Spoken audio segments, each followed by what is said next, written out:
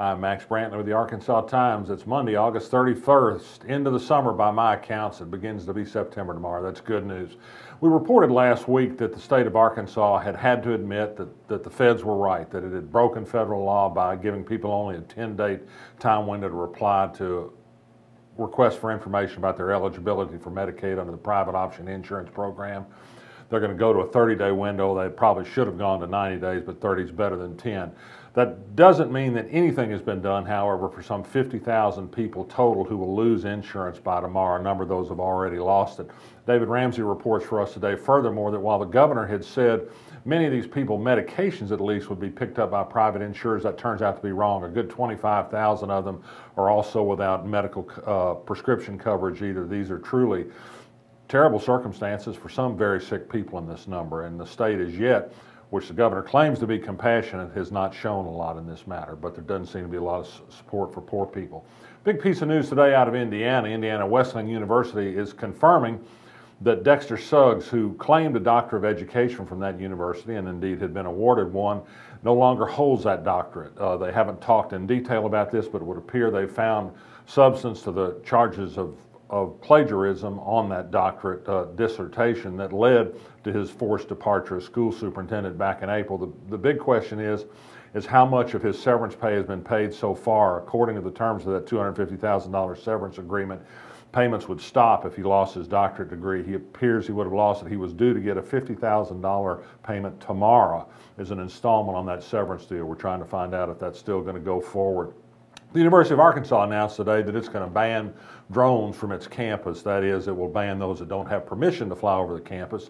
Some of this will protect the football field from prying eyes and those trying to get in on the signal. But they say there are other considerations, safety, security, and privacy among them.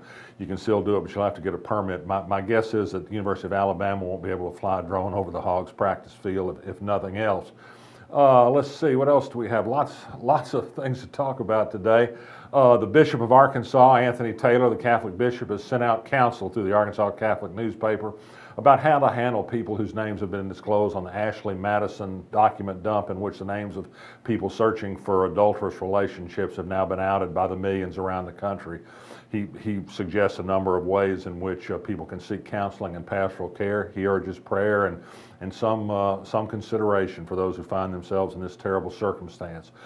Chief Justice Jim Hanna of the Arkansas Supreme Court sent a farewell letter. It was a classy letter with no bitterness and no talk of the past controversy that marked some of his final months. He has a health problem. He didn't talk about that either. He leaves tomorrow. He does note that administration of the court is one of the Chief Justice's great duties. He says it was a joy that he had it. We know that internally the gang of four on the court, the four women on the court, made it something less of a joy as they tried to build their power over administrative control in the court. Howard Brill gets to deal with them next, starting tomorrow.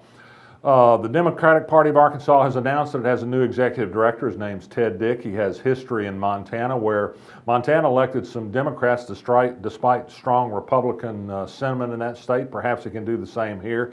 He faces some long odds, no doubt about that. Final confirmation from Channel 11 of something we've said for several weeks now. The Aloft Hotel project at Kaplan, Main seems to be on indefinite hold. Uncertainty about other Main Street developments are part of the problem. It was an expensive project. Not entirely sure what its chances were of success to begin with. In Fayetteville, the group that's pushing for adoption of a city's civil rights ordinance next week that would extend protections to people based on sexual orientation announced that the local newspaper had endorsed their effort, as had a coalition of local clergymen. So not all churches are against this. The conservative evangelical church is still worried about women or men in women's bathrooms primarily. I think there was a great New York Times story I've linked on our blog today about the fight to protect the rights of transgender people, a tiny number of people, but the source of most of the fear about civil rights for gay people, unfortunately. Texas, the movement to secede down there is growing, and we've written about that with some tongue-in-cheek on our blog. Let's send them a hearty farewell, and maybe they can move NASA up to Arkansas. We'd pay a little tax subsidy for that, wouldn't we? I'm Max Brantley. I'll be back tomorrow.